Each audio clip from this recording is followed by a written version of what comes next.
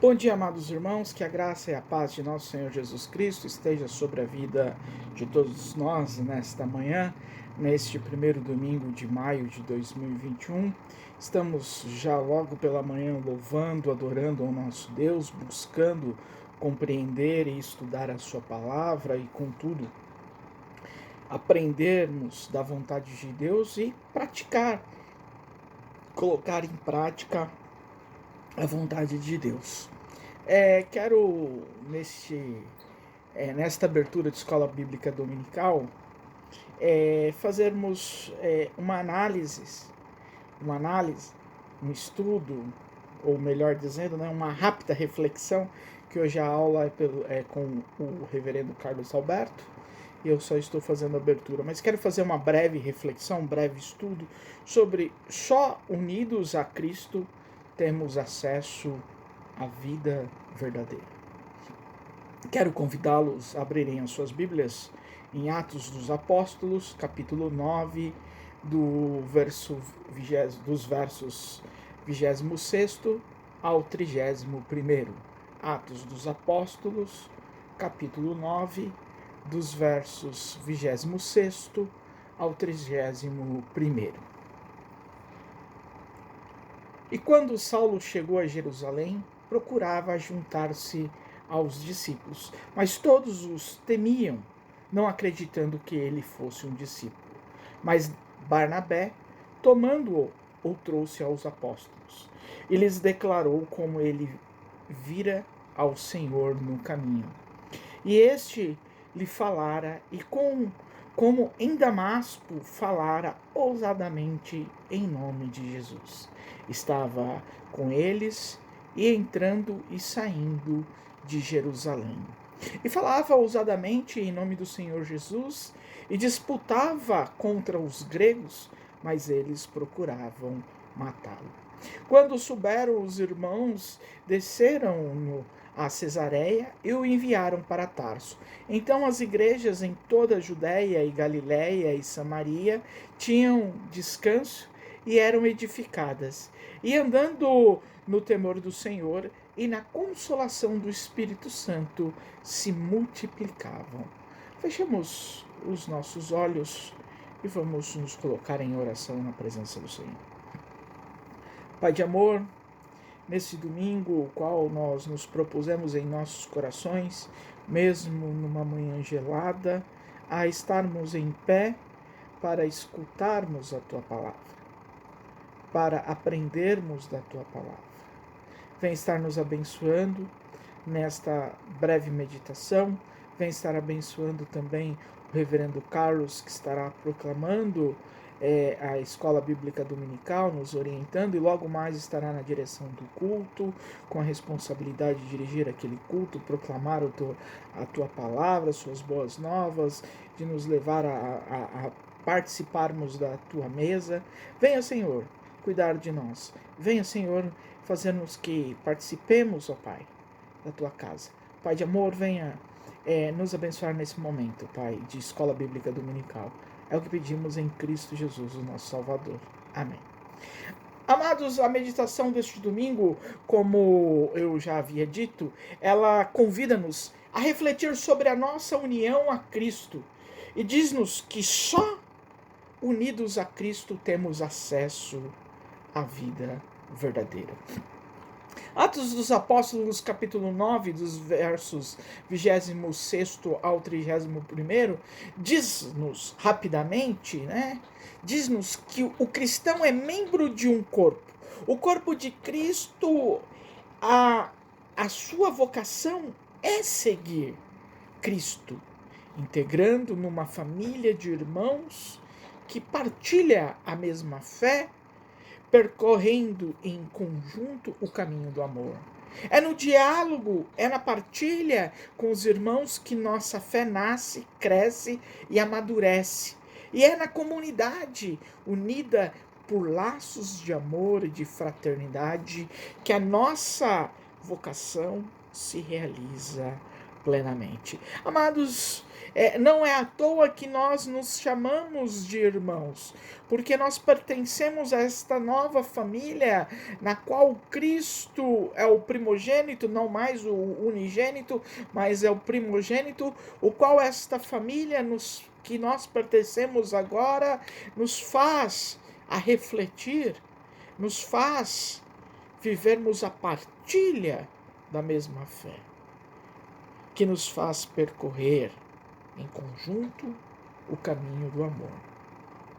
É na comunidade, é no vivenciar dos irmãos, mesmo vivenciando a distância, mas somos partes do corpo de Cristo, da Igreja de Cristo, que é de nível universal, fazendo parte deste corpo, o qual Cristo é o cabeça, é que a nossa vocação se realiza plenamente, unida por laços de amor e de fraternidade. A primeira epístola universal de João, capítulo 3, dos versos 18º ao 24º, define o ser cristão como acreditar em Jesus e amar-nos uns aos outros como ele nos amou. São esses os frutos que Deus espera de todos aqueles que estão unidos a Cristo. A verdadeira videira. Se o praticarmos as obras do amor, temos a certeza que estamos unidos a Cristo e que a vida de Cristo circula em nós. Amados, o Evangelho de João, capítulo 15, dos versos de 1 a 8, apresenta Jesus como a verdadeira videira, que dá os frutos bons e os frutos bons que Deus espera. Convida os discípulos a permanecerem, melhor dizendo, unidos a Cristo, pois é dele que eles recebem a vida plena. E se permanecerem em Cristo, os discípulos serão verdadeiras testemunhas no meio dos homens, da vida e do amor de Deus. Amados irmãos, esse domingo de abertura, né? Escola Bíblica Dominical, esse domingo, o quinto domingo na tradição da nossa liturgia, o quinto domingo da Páscoa, nos leva a meditarmos. Convida-nos a refletirmos sobre a nossa união em Cristo. Pois só unidos a Cristo temos acesso à vida verdadeira.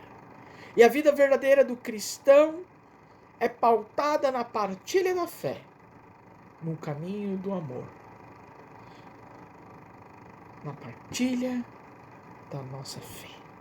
Nasce, cresce e amadurece. E na comunidade que nos une aos laços de amor e de fraternidade. E que a nossa vocação se realiza plenamente no Senhor Jesus, o Filho primogênito de Deus. Por isso que consideramos-nos como irmãos, porque nós fazemos parte do reino e da família de Deus. Que o Senhor nos abençoe com a nossa aula de Escola Bíblica Dominical nesse domingo. Amém. Meus irmãos, bom dia. Nós vamos começar a nossa Escola Dominical de hoje lendo na carta de Paulo aos Efésios, no capítulo 4, do versículo 7 até o versículo 16. Efésios 4, de 7 a 16, a palavra do Senhor nos diz: E a graça foi concedida a cada um de nós segundo a proporção do dom de Cristo. Por isso diz: Quando ele subiu às alturas, levou cativo o cativeiro e concedeu dons aos homens. Ora, que quer dizer subiu, senão que também havia descido até as regiões inferiores da terra? Aquele que desceu é também o mesmo que subiu acima de todos os céus, para encher todas as coisas. E ele mesmo concedeu uns para apóstolos, outros para profetas, outros para evangelistas e outros para pastores e mestres, com vistas ao aperfeiçoamento dos santos, para o desempenho do seu serviço, para a edificação do corpo de Cristo, até que todos cheguemos à unidade da fé e do pleno conhecimento do Filho de Deus, à perfeita varonilidade, à medida da estatura da plenitude de Cristo, para que não mais sejamos como meninos agitados de um lado para o outro e levados ao redor por todo vento de doutrina, pela artimanha dos homens, pela astúcia dos que induzem ao erro, mas seguindo a verdade em amor, cresçamos em tudo naquele que é a cabeça, Cristo, de quem todo o corpo bem ajustado e consolidado pelo auxílio de toda a junta, segundo a justa cooperação de cada parte, efetua o seu próprio aumento para a edificação de si mesmo em amor. Meus irmãos, essa perícope, da carta de Paulo aos Efésios tem por título o Santo Ministério e o Serviço dos Santos. Diversidade nos dons, diversidade nos talentos, mas o mesmo Espírito opera tudo em todos. De maneira que, muitas vezes, entre os sistemas que nós temos, sistemas de governo da igreja, estão lá listados entre eles o sistema representativo, o modelo congregacional, e o modelo episcopal. O sistema representativo é o que nós temos enquanto igreja presbiteriana. Para o governo da igreja, nós temos o conselho da igreja, que delibera, que representa a assembleia da igreja, ou que assume a responsabilidade das decisões no intervalo das assembleias e que representa toda a membresia da igreja nas decisões que toma.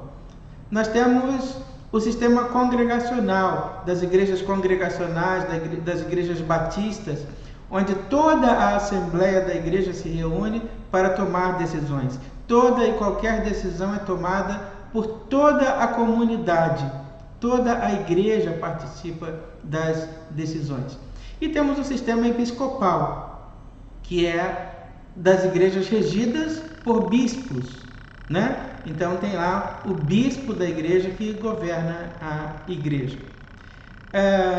Que é o caso das igrejas católicas, de algumas igrejas neopentecostais e da igreja metodista, por exemplo.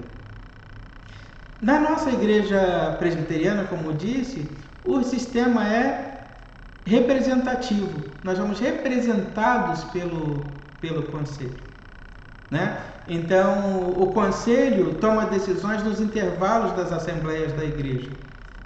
E as assembleias, como os irmãos sabem, são a reunião de todos os membros da igreja, todo o povo de Deus que congrega naquela igreja, que se reúne ali.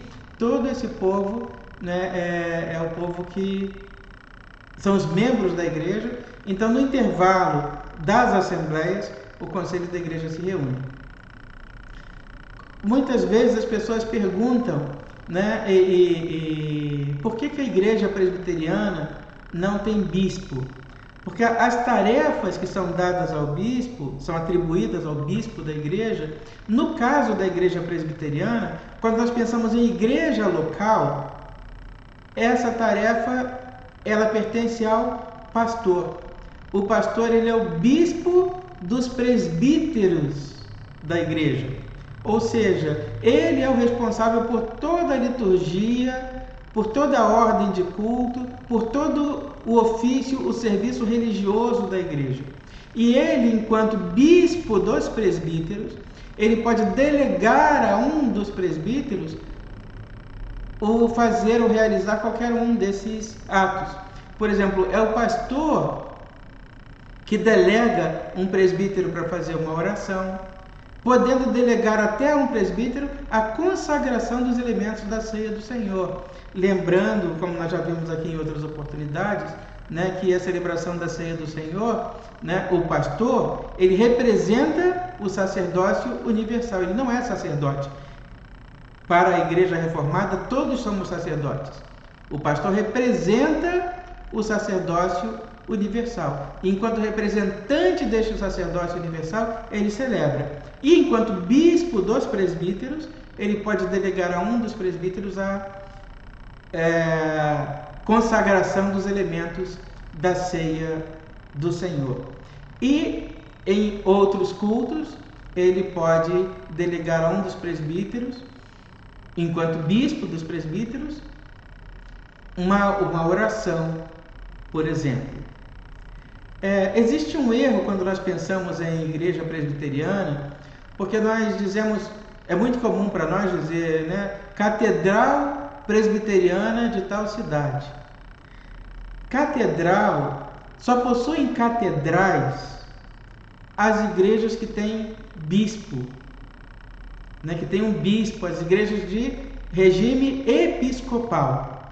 Por quê? O que é uma catedral? A catedral nada mais é do que uma igreja que abriga uma cátedra.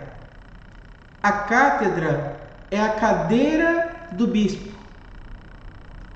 Então as igrejas metodistas, elas possuem uma catedral, assim como as igrejas católicas possuem uma catedral, porque nestas igrejas estão lá o que? As cátedras, ou as cadeiras dos bispos, né? Porque essas catedrais são geralmente sedes de uma diocese, e as catedrais nada mais são do que as igrejas dos bispos. A catedral é a igreja do bispo. Logo, se a igreja não tem bispo, ela não tem catedral, né? Então, catedral não é uma igreja grande. Catedral é uma igreja que possui no seu interior uma cátedra onde se assenta o bispo. Quando nós pensamos em igreja local, como eu disse, o pastor ele é o bispo dos presbíteros. Mas quando nós pensamos em igreja regional, em presbitério, o presbitério é aquele que exerce a função episcopal sobre as igrejas e pastores. O presbitério na igreja presbiteriana, ele tem a função do bispo. Ele jurisdiciona igrejas e pastores. E o presbitério é aquele que delega pastores para as igrejas, né? O presbitério é aquele que determina determinado pastor para essa ou para aquela igreja. Então o presbitério é o bispo de todos os pastores. O que acontece na igreja metodista, que não tem presbitério, mas eles têm um bispo. Então o bispo, ele está sobre os pastores e ele transfere de igreja os pastores, né? Ele nomeia os pastores para as igrejas, né? Então ele manda o pastor dessa para aquela igreja, e assim é que trabalha o bispo na igreja metodista, por exemplo. Assim como na igreja católica, o bispo da diocese é que determina qual padre vai para qual diocese. No caso da igreja presbiteriana, né, os pastores são nomeados pelo presbitério. Mas e quanto à eleição de pastor? Quando uma igreja elege um pastor, ela faz essa escolha entre os pastores que são membros do presbitério. Em fazendo a eleição, a igreja encaminha a ata para o presbitério. O presbitério então aprova essa ata e empossa na igreja aquele pastor. Ou seja, o presbitério referenda a decisão daquela igreja, né? Mas o presbitério pode não referendar? O presbitério pode não aprovar determinado pastor para determinada igreja? Pode, até pode, né? E isso acontece, já aconteceu várias vezes, mas geralmente o presbitério reconhecendo que o processo foi válido, foi feito todo dentro dos padrões, o presbitério reconhece a eleição daquele pastor e imposta no pastorado daquela determinada igreja. De maneira que o presbitério exerce então seu papel de bispo sobre os pastores e sobre as igrejas, né? Então, por que a igreja presbiteriana não tem uma catedral? Porque ela não tem bispo. Porque o bispo da igreja presbiteriana, quem exerce essa função na igreja é o presbitério, na igreja regional. Na igreja local, quem exerce essa função é o pastor, que é bispo sobre os presbíteros apenas. Mas, meus irmãos, como o texto da palavra que nós lemos fala no santo ministério do serviço dos santos, né? O apóstolo Paulo está dizendo aqui o que? A graça foi concedida a cada um de nós segundo a proporção do dom de Cristo. Por isso, quando ele subiu às alturas, levou cativo o cativeiro e concedeu dons aos homens. Ora, o que quer dizer subiu? Senão que também havia descido até as regiões inferiores da terra. Aquele que desceu é também o mesmo que subiu acima de todos os céus para encher todas as coisas. E ele mesmo concedeu uns para apóstolos, outros para profetas, outros para evangelistas, outros para pastores e mestres, com vistas ao aperfeiçoamento dos santos, para o desempenho do seu serviço, para a edificação do corpo de Cristo, até que todos cheguemos à unidade da fé e do pleno conhecimento do Filho de Deus, a perfeita varonilidade à medida da estatura da plenitude de Cristo. Ou seja, qual o objetivo de Deus? Que nós alcancemos a perfeição em Cristo Jesus. Meus irmãos, todos os ministérios listados aqui por Paulo são todos eles muito importantes e de muita responsabilidade para serem exercidos por uma pessoa só, né? Então, por isso ele diz que Deus fez uns para apóstolos, outros para mestres, outros para evangelistas, outros para profetas, outros para pastores, cada um com a sua responsabilidade, não podendo essa responsabilidade estar esgotada em uma pessoa só, né? Então, quem é o mais importante de todos esses? Nenhum deles é mais importante. A importância é igual, equivalente, estão todos nivelados, todos na mesma condição, no mesmo grau de importância. De maneira que nós nos lembramos da palavra do Senhor, que nos diz que aquele que quiser ser o maior, seja ele servo de todos. Então nós estamos aqui para servir ao Senhor, sendo servos de todos, prestando o nosso serviço à igreja do Senhor para a glória de Deus. Que Deus nos abençoe nesta manhã.